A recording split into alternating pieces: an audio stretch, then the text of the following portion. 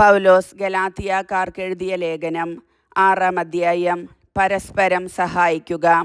സഹോദരരെ, ഒരുവൻ എന്തെങ്കിലും തെറ്റിലകപ്പെട്ടാൽ ആത്മീയരായ നിങ്ങൾ സൗമ്യതയോടെ അവനെ വീണ്ടെടുക്കുവിൻ. നിങ്ങളും പ്രലോഭിതരാകാതിരിക്കാൻ ശ്രദ്ധിച്ചുകൊള്ളുവിൻ. പരസ്പരം ഭാരങ്ങൾ വഹിച്ചുകൊണ്ട് ക്രിസ്തുവിൻ്റെ നിയമം പൂർത്തിയാക്കുവിൻ. ഒരുവൻ താൻ ഒന്നുമല്ലാതിരിക്കെ എന്തോ ആണെന്ന് ഭാവിക്കുന്നെങ്കിൽ അവൻ തന്നെ വഞ്ചിക്കുന്നു. എന്നാൽ ഓരോ വ്യക്തിയും സ്വന്തം ചെയ്തികൾ വിലയിരുത്തട്ടെ.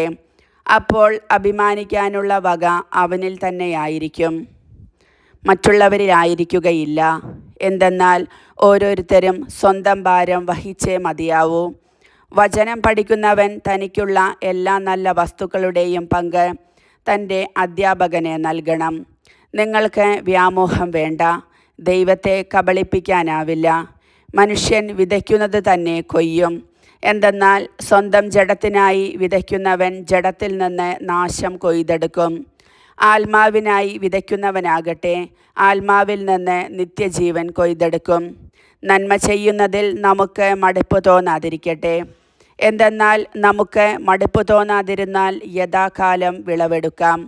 ആകയാൽ നമുക്ക് അവസരം ലഭിച്ചിരിക്കുന്നതുകൊണ്ട് സകല മനുഷ്യർക്കും, പ്രത്യേകിച്ച് വിശ്വാസത്താൽ ഒരേ കുടുംബത്തിൽ അംഗങ്ങളായവർക്ക് നന്മ ചെയ്യാം. അന്തിമ നിർദ്ദേശങ്ങൾ. എൻ്റെ സ്വന്തം കൈപ്പടയിൽ എത്ര വലിയ അക്ഷരങ്ങളിലാണ് ഞാൻ എഴുതിയിരിക്കുന്നതെന്ന് നോക്കൂ.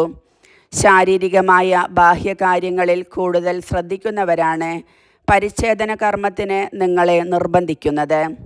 ക്രിസ്തുവിൻ്റെ കുരിശിനെ പ്രതി പീഡിപ്പിക്കപ്പെടാതിരിക്കാൻ വേണ്ടി മാത്രമാണ് അവർ അങ്ങനെ ചെയ്യുന്നത്. എന്തെന്നാൽ പരിച്ഛേദനം സ്വീകരിച്ച അവർ പോലും നിയമം അനുസരിക്കുന്നില്ല.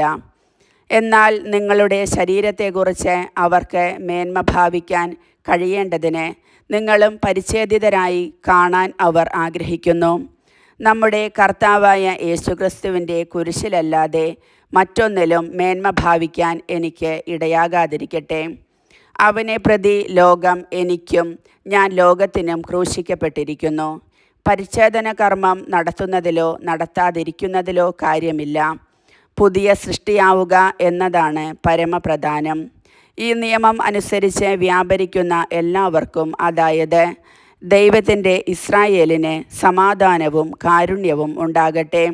ഇനിമേൽ ആരും എന്നെ ബുദ്ധിമുട്ടിക്കരുത്. എന്തെന്നാൽ ഞാൻ എൻ്റെ ശരീരത്തിൽ യേശുവിൻ്റെ അടയാളങ്ങൾ ധരിക്കുന്നു.